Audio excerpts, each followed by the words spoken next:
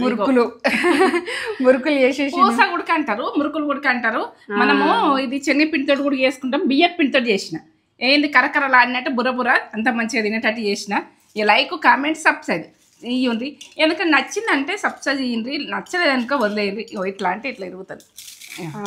Super mummy. అంత బాగా వచ్చింది. ఇక ఇట్లా బాగా చేసుకొని టేస్ట్గా బతుకమ్మ పండుగ వస్తుంది.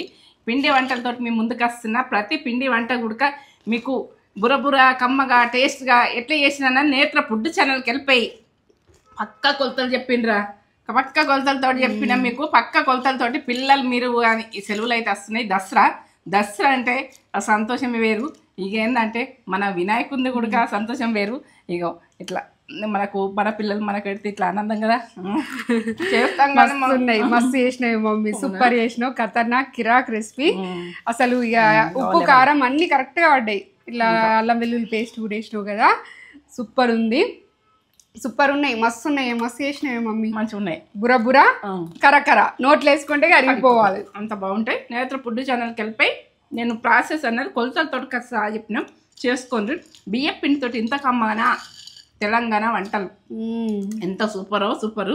పాతకాలం మీ తీసుకొచ్చి మేము ముందు పెడుతున్నా. చేసుకోండి, లైకులు కామెంట్లు ఇవ్వండి. లైకులు ఇచ్చిన కొద్ది మీ ముందు అయితే ఉంటా. ఇక ఇది విషయము ఏంటంటే ఎందుకంటే ఫుడ్ మాత్రం మరవద్దు. మనం